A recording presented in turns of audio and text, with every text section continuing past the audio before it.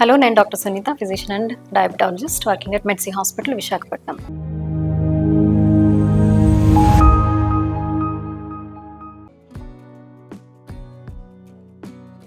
So నేను sweets తిన్న కదా, నాకు డయాబెటీస్ ఎందుకు వచ్చింది అని చాలా మందికి డౌట్ వస్తుంది అనమాట. సో డయాబెటీస్ అంటే పర్టికులర్లీ టైప్ 2 డయాబెటీస్ అనేది స్వీట్స్ తినే వాళ్ళకే వస్తుంది, లేదంటే స్వీట్స్ తినని వాళ్ళకి డయాబెటీస్ రాదు అని ఏమీ లేదనమాట.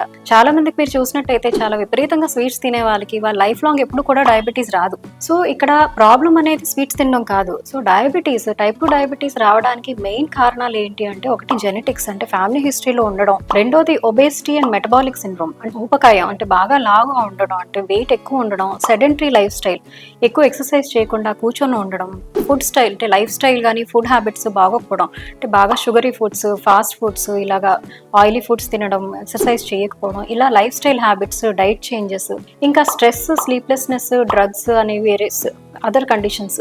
సో ఇవన్నీ కలిపి మెయిన్ కారణాలు డయాబెటీస్కి ఉంటాయి. అంతేగాని ఓన్లీ స్వీట్ ఇంటేక్కి డయాబెటీస్ రావడానికి అనేది రాంగ్. బట్ వేరస్ డయాబెటీస్ వన్స్ స్టార్ట్ అయిన తర్వాత ఈ స్వీట్ ఇంటేక్ అనేది తగ్గించేసుకోవడం లేదంటే మానేసుకోవడం బెటర్ అనమాట.